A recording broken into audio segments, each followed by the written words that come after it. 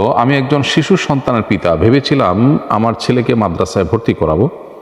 আমার অনেক দিনের ইচ্ছা একজন হাফেজে কোরআনের পিতা হব, কিন্তু মাদ্রাসাগুলোর শিশুদের উপর যে নির্মম নির্যাতন হয় এ নিয়ে আমি শঙ্কিত ও সন্দিহান।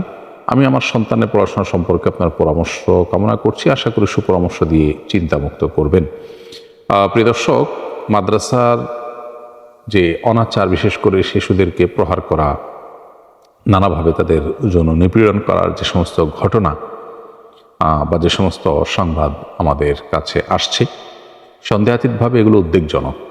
এবং একজন সচেতন নাগরিক হিসাবে এই ঘটনাগুলো যেন বন্ধ হয়ে যায়, সেজন্য সংশ্লিষ্ট মহল যেন তৎপর হন এবং তারা যেন কার্যকর ভূমিকা পালন করেন, তাদের প্রতি আমরা উদাত্ত আহ্বান সবসময় রাখি।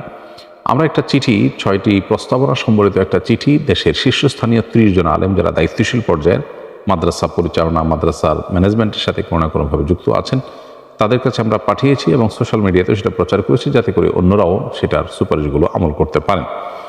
তো এর বাইরে বাস্তবতা হলো যে যখন কোনো ঘটনা চাউর হয়, তখন আমাদের কাছে মনে হয় যে সব ক্ষেত্রে শুধু বোধ হয় এটিই ঘটে।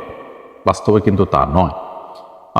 মাদ্রাসাগুলোতে যে অনাচার হয়ে থাকে, আবাসিক শিক্ষা প্রতিষ্ঠান, মাদ্রাসা হোক, স্কুল হোক, যে অনাচার হয়ে থাকে, এগুলোর বাইরেও মাদ্রাসা আছে। তবে যেহেতু অনেক বেশি ঘটনা আমরা দেখতে পাই, খুব স্বাভাবিকভাবে আমরা শঙ্কিত হই।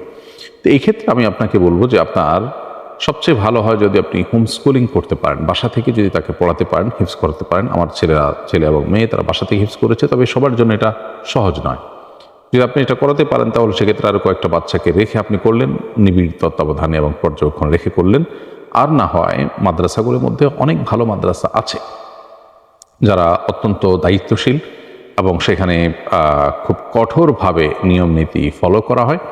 আপনি যদি খুব মনোযোগের সাথে খোঁজ করেন তাহলে দেখবেন যে এরকম মাদ্রাসার সংখ্যা নেহায়েত কম না। খুঁজে বের করে আপনার সন্তানকে সেখানে আপনি ভর্তি করাতে পারেন। কিয়ামতের আগে আমাদের জন্য বহুবিধ ফিতনা পতিত হওয়ার কথা হাদিসে সতর্ক করা হয়েছে, সতর্ক বানিয়ে এসেছে। তো এই ফিতনাগুলো বা ধোঁয়াশাগুলো, বিভ্রান্তিগুলোর মধ্যে থেকে এটাও একটা ফিতনা যে আমরা যে কাজ করতে যাব সে কাজের পথে বহু কাঁটা বিছানো থাকে।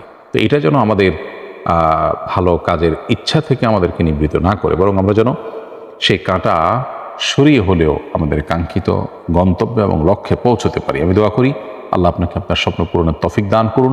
আপনার আশেপাশে এরকম সচেতন, দায়িত্বশীল টিচার এবং আদর্শ মাদ্রাসা কিছু না কিছু আপনি পাবেন। বিশেষ করে যদি একটু খোঁজ করেন, 10টা বা 20টা মাদ্রাসা থেকে বাছাই করলে আপনি একটা মাদ্রাসা অবশ্যই সন্তানকে পড়াবার মতো পাবেন।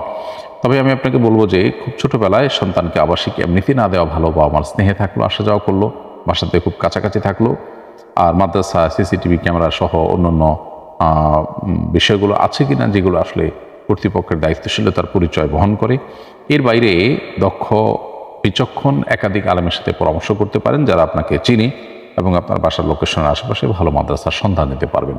তো এভাবে বহুবিধ উদ্যোগ নিলে ইনশাআল্লাহ আশা করা যায় আপনার শঙ্কা থেকে আল্লাহ আপনাকে হেফাজতে রাখবেন এবং আপনার সন্তানকে হাফেজে কোরআন বা আলেমে দ্বীন হওয়ার তৌফিক দান করবেন।